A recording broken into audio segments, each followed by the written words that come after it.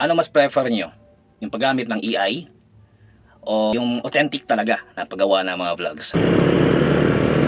Yan, karawas ni Agaw. Buknoy, karawas. Violet na violet. Lahat halos violet eh. Sa mga accessories, sa pintura, sa pati sa top box, violet. Pero yung top speed ng motor mo is nasa ano lang, 70 to 75 lang. Pinakamabilis. Kaya katulad ng dati, yung Raider. Pero at least diba, 14 years ko na itong ginagamit yung aking motor. Yung malaking parking space na bago dito sa Tagum City, yan. Free yan dito. Walang bayad po yan yung pag-park dyan sa Tagum City. So if ever mapadpad kayo sa Tagum City at saka wala kayong makitang parking area, so dyan po pwede. Yeah, palito ko ya. 40 lang. Yeah, thank you. Yung buhay dito sa Tagum City ay kung meron ka lang talagang diskarte ay mabubuhay ka talaga. Aside sa medyo mahal na din yung mga bilihin, so kailangan nating gumawa ng paraan para meron tayong mga extra income or extra na pagkakakitaan. So kung naghahanap naman kayo ng mga appliances, especially sa refrigerator, sa home appliances, so maaari nyo bisitahin dito sa Dimdi Tagum.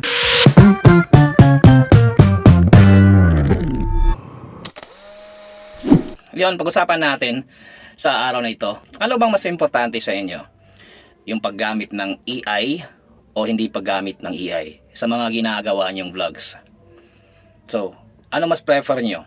Yung paggamit ng AI o yung authentic talaga na paggawa ng mga vlogs? Kung ako naman ang tatanungin, mas prefer ko talaga yung authentic, no?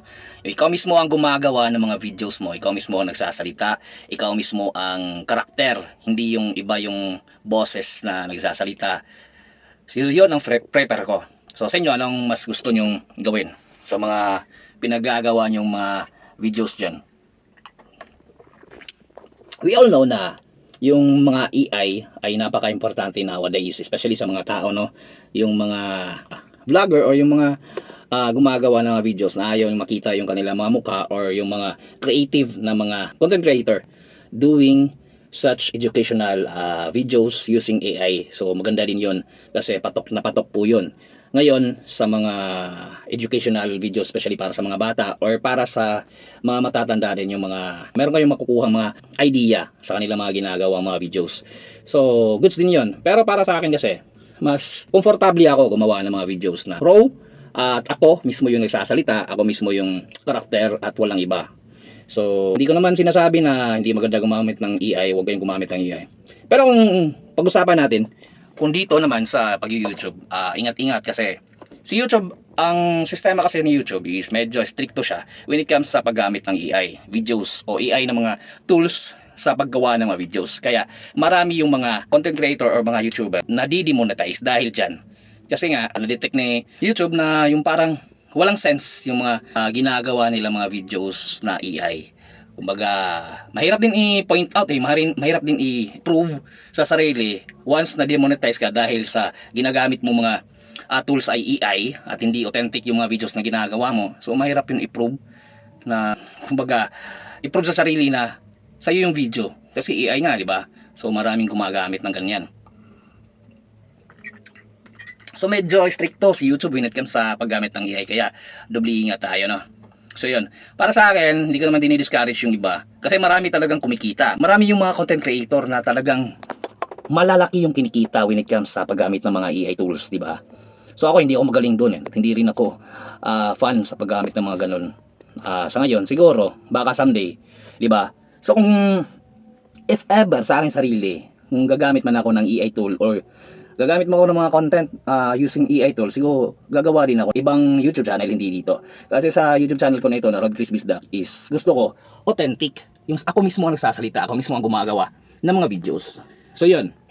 Then ayoko na din ma-demonetize kasi ilang beses na ako na-demonetize dahil sa mga bagay-bagay. So ayun, kaya iniingatan ko yung aking YouTube channel. Although hindi man ganun kalaki yung mga revenue na pumapasok dito sa aking YouTube channel, masaya ako na at least malinis yung aking YouTube channel, di ba?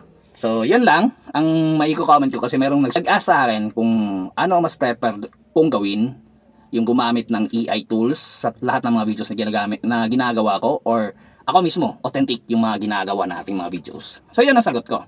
Mas prefer ko sa sarili na gumawa ng mga videos na authentic talaga, yung raw na mga videos, ako mismo nasasalita, ako mismo ang gumagawa ng mga sarili kong videos, hindi yung AI tools. So yun, kagaya na lang itong mga ginagawa ko mga raw motovlogging, although hindi naman siya ganun kalaki yung mga nakukuha kong mga views doon, at least authentic, di ba? Kung if ever merong question si YouTube sa akin, at least mapapatunayan ko na ako yung gumagawa ng mga sarili kong videos. Mas madali kong ma-explain dahil ako ang nasa mismong video o nasa karakter doon sa mismong video. Di ba? So mas mapapatunayan siya ng mas madali if ever merong queries about sa mga videos na gagawa mo. Diba? Yun lang. So, kagaya na lang ginagawa ko ngayon. Itong ipapakita ko sa inyo video. Raw lang siya na motovlogging. Although hindi naman siya ganun talaga kaganda, pero at least hindi siya yung AI tools, diba? Realidad, yung mga ginagawa ko. Yung ako mismo talaga. And daghang salamat sa mga sumusuporta pa rin sa akin. At sa mga solid na subscribers natin na hindi tayo iniwan at nanonood pa rin sa ating mga videos. At kung bago ka pa lang dito sa aking video, don't forget to like, comment, share, and pag-subscribe na lang din ng aking YouTube channel. And click the bell para updated kayo sa mga bago nating uploads.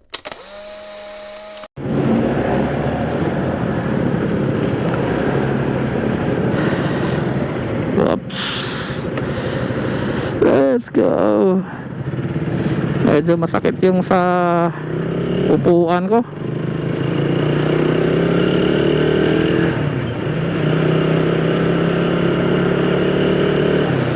Dem.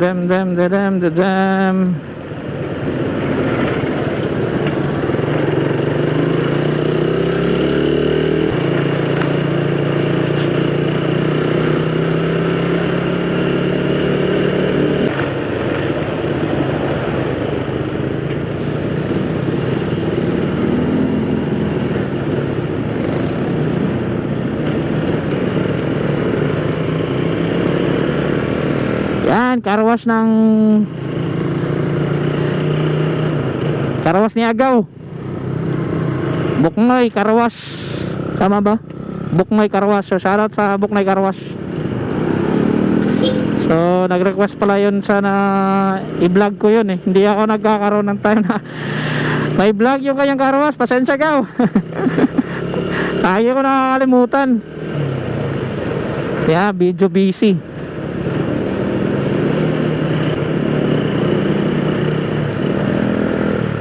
Ganda ng Inmax ni Kuya. Violet na violet.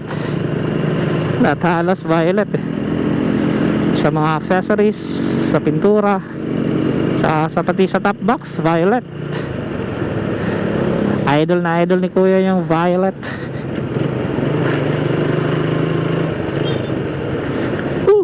Sakit ng paa ko. Sakit ng puwet ko.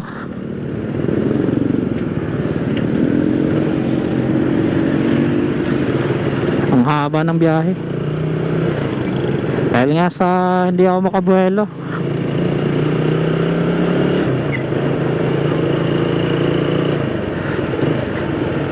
Talaga pag nasanay kayong mabilisan yung takbo mo, pero yung top speed ng motor mo is nasa ano lang 70 lang, 70 to 75 lang pinaka mabilis. Hindi na talaga katulad ng dati yung Raider ko. Pero at least diba sa 14 years ko na itong ginagamit yung aking motor, nakaka-survive pa naman, saka tumatakbo pa naman. Pero hindi na talaga ganun katulad dati yung lakas niya. May diferensya na talaga, o malaking diferensya na talaga nung dati. So hanap pa yung Flappy. Yan o, yung malaking imahe ng kalabaw na makikita nyo dito sa Tagum City, dito sa Rotary Park. Sa ito yung ano, yung malaking parking space na bago dito sa Tagum City. Yan, free yan dito, walang bayad po yan yung pag-park dyan. Hindi katulad sa ibang lugar, may bayad. Dito wala. So free po ang pag-parking dyan. Yan o, makikita nyo. So if ever nandito kayo sa Tacom City, yan o, diba? Yan, malaking parking lot. Free na parking lot sa Tacom City. So if ever mapadpad kayo sa Tacom City at saka wala kayong makitang parking area, so dyan po pwede sa may Rotary Park. Saka dito sa loob ng ng Trade Center, so pwede kayo mag-park dyan sa loob. Free po yan at walang bayad din mag-park dyan sa loob kung merong bakante.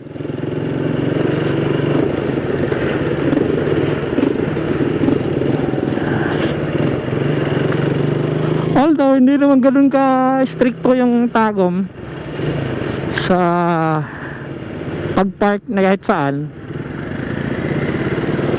diba? So dito tayo bibili ng pasalubong ng anak ko. So ayan, fluffy bread para sa anak. Paborito niyan eh. Tag 5 ang isa. Yeah. Haba ng biyahe. Yeah, palit ako ya. 40 lang.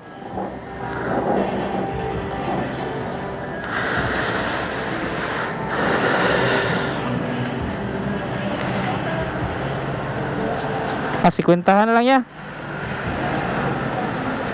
Kaya pa ya.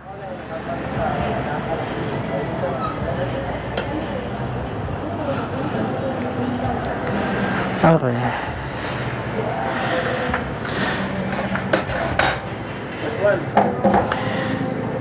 Sige ya, salamat.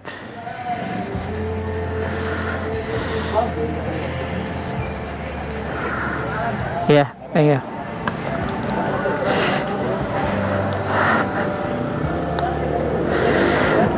Yan, kung naghahanap kayo ng fluffy bread, yung mga ganyang pang snack, dito niya mahanap sa may Rojas Street, sa may palengke ng Rojas. Anong street pa ito? Dito sa may mga ukay-ukayan. Kay kuya kayo bumili kasi masarap. Saka yan, sakto lang naman yung timpla.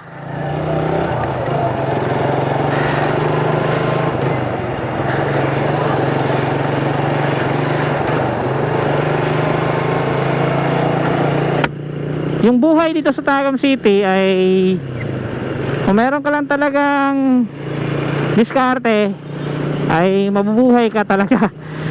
Yung mga diskarte sa hanap buhay, makaka-survive ka kasi hindi naman ganun ka ka komplikado dito sa Tacom City. Lalong lalo siguro kung may negosyo ka, pero yun lang, kailangan mo dumiskarte din. Kasi aside sa medyo mahal na din yung mga bilihin,